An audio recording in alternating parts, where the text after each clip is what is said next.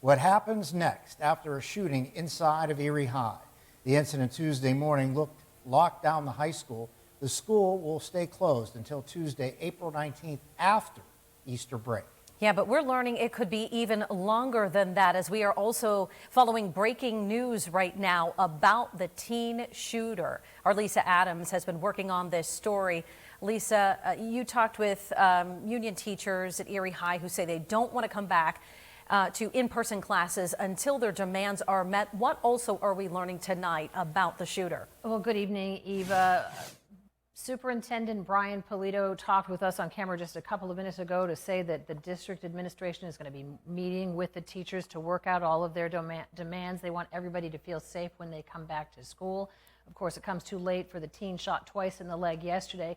We know police were working all day today. They knew the identity of the young gunman. They were making every effort to track him down, and we learned just moments ago that he did turn himself into police earlier today. Now, in the Erie Education Association's view, yesterday's scene is proof that their safety concerns expressed back in January have not been addressed, with only minor changes made. They say the horrific choice of that student to smuggle a firearm into the building and violently shoot a fellow student has deeply and traumatically impacted students and staff.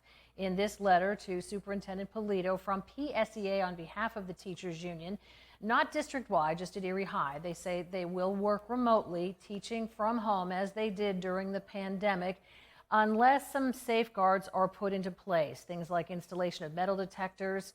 Until then, at least every student should be scanned, not just randomly. Security cameras, locks on all interior, exterior doors, increased security and police presence, communication devices for every staff person, clear discipline procedures enforced uniformly, and teachers should have access to student behavior data. Now, they say that things changed in student behavior after COVID-19. They just haven't felt safe doing their jobs teaching. Superintendent Polito moments ago told us they'll do what it takes to make all feel safe. The good news about these teachers is they're so invested that when things are off and when they have issues, they are highly communicative people.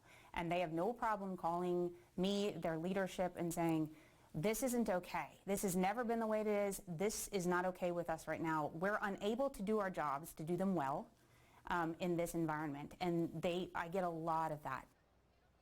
Yeah, we're working on that right now with the administration at Erie High.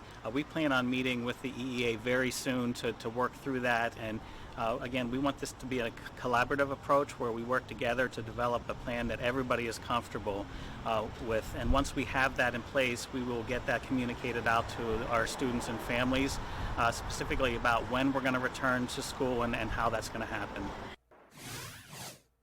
Right now at this hour, Superintendent Brian Polito, the rest of his administration, and Erie School Board members are all in a specially called executive session getting debriefed about the shooting and what's next. I'm sure they are relieved to know that the young suspect is in custody, but Superintendent Polito did say that metal detectors that we heard so many calls for yesterday are at the top of his list. Live in the studio, Lisa Adams, Erie News Now. Lisa,